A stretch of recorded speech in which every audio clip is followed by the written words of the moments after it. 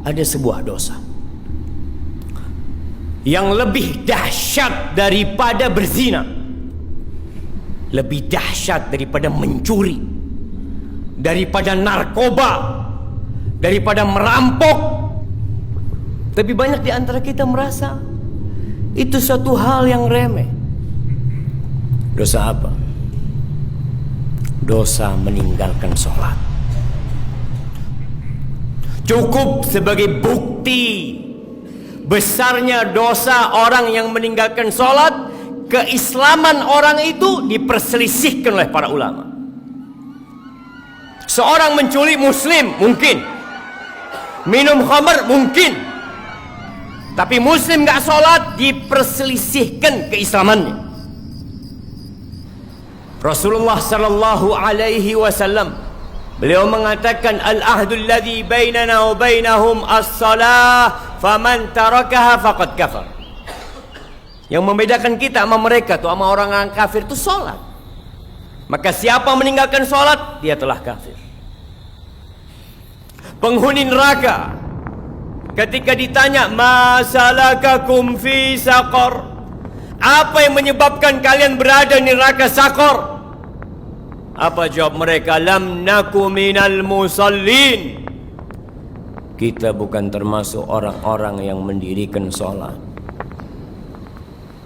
Sholat ini rukun Islam yang kedua, tiangnya agama. Diwajibkan dengan cara yang sangat spesial.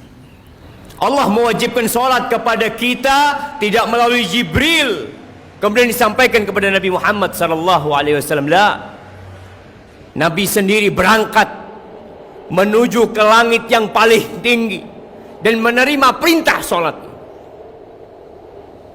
Lalu sebagian kita meremehkan sholat yang 5 waktu, merasa udah jadi orang baik karena dia tidak berzina, dia tidak main judi, dia tidak minum khamar, tapi dia tidak sholat. Istrinya gak sholat, anaknya gak sholat, dia biarkan semua itu. Lihat kewajiban sholat ini. Orang dalam kondisi sakit tetap wajib sholat. Bagaimana dia tidak bisa berwudu? Tayamum. Dia gak bisa tayamum, ditayamumi. Bagaimana kondisi tubuhnya penuh dengan najis? Bersihkan. Gak main-main jemaah. Maka siapa yang pernah meninggalkan sholat, segera tobat.